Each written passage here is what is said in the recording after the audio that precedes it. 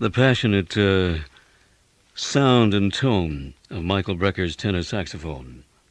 Well, it's good to get acquainted with you because you're a part of a very important musical family. You have a brother by the name of Randy who, the two of you really made things at 7th Avenue South sort of sing in the 70s and the early 80s, didn't you? Yes, we did. We were in business there for 8 years.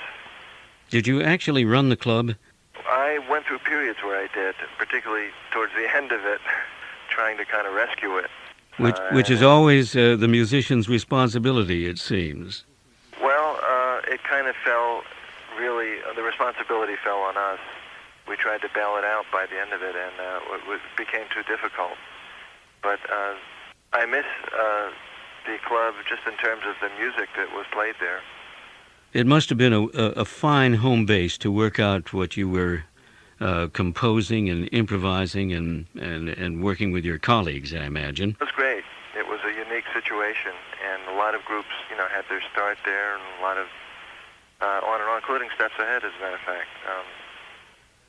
So, it had its place, and its absence has left kind of a void in a certain way in New York for certain kinds of music.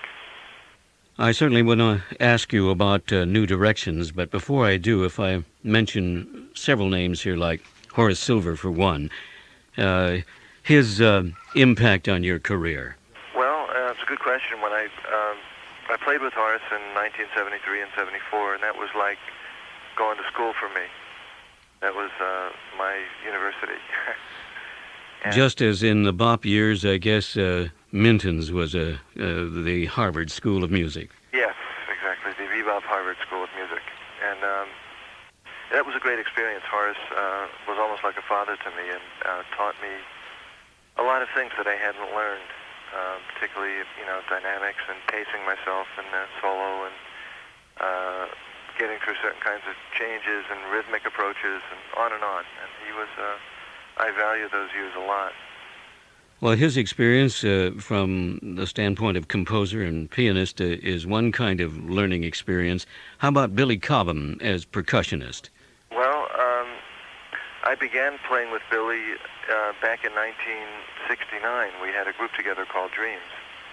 We did a couple albums for Columbia Records, and Billy is a phenomenon, and always was. He has his own style, his own approach, and he's an extremely well-rounded musician. And as a matter of fact, he left Dreams after about 3 years to join Mahavishnu when John McLaughlin first formed the band, and we were at a loss to replace him. We actually broke the band up because there was no one that could fill that role that Billy had played in that group, and I later on played with Billy in his own band. In 1974, we were on the road for about a year, and have played with him, momentarily at various times in the past since then. Well, in that learning process with Billy Cobham, what rubbed off, and what did you absorb? And you're a saxophonist. Well, that's kind of difficult to say.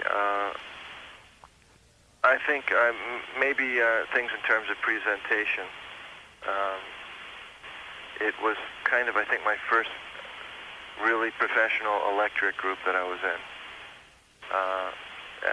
that worked, and it was we did quite a bit of touring. So I could say maybe from that vantage point, and also playing with Billy was always an experience, because he could really kick you in the rear. As you're playing, he's a ferocious musician, and it required a lot of energy to keep up. Do you, in your current direction, count on energy like that, or are you looking to more dynamic pacing and color? I would say both. There are times when I really require that energy, and I also like very interested in pacing the music, and very interested in dynamics that are very important to me, and different colors, which I achieve in different ways these days. Michael Brecker, for us who have penciled in July 1st at Ordway's McKnight Theater, what can we look forward to? You can look forward to an action-packed evening. All right. That's complete with high wire. Complete with high wire, 20 female dancers. No. Of course not. But at least from energy to what?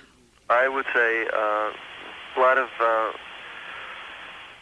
first of all, I'm bringing a quintet, which features some incredible musicians. Mike Stern on guitar, who was formerly with Miles Davis, and his kind of cohort on bass, Jeff Andrews. Adam Nussbaum is playing drums, and kind of a young phenomenon on piano who is filling in for Kenny Kirkland, and his name is Joey Calderazzo.